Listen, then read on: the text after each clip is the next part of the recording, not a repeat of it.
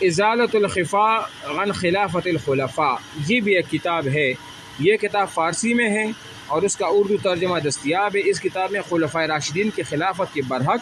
اور درست ہونے کے اسباب وہ بھی بیان کی گئی، ازالۃ الخفا عن خلافت الخلفاء۔ اور 10 نمبر کتاب جو ہے التفہیمات الالہیہ،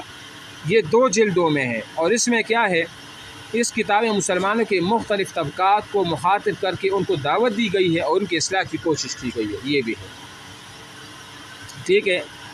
اور باقی یہ جو نیچے ہے نا صفحات القول الجمیل ہے، اس کو آپ چھوڑ دیجیے، اتنی ضروری نہیں ہے، لیکن یہ جو 10 کتابیں ہیں نا یہ بہت ہی اہم ہے اور امپورٹنٹ ہے، اور اس میں کون کون سی چیزیں ہیں نا یہ آپ کو معلوم وہ ہونی چاہیے، ٹھیک ہے۔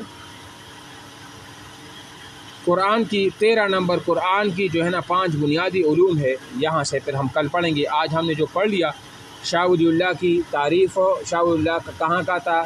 ان کا سلسلہ نسب کیا تھا، اس کا نام کیا تھا، والد کا کیا نام تھا، اس نے کون کون سی کتابیں لکھی وغیرہ وغیرہ، یہ ہم نے پڑھ لیا۔ انشاءاللہ کل ہم جو ہے نا قرآن مجید کے 5 بنیادی علوم، جس کو علوم خمسہ بھی کہا جاتا ہے، یہاں سے انشاءاللہ ہم پڑھیں گے، ٹھیک ہے۔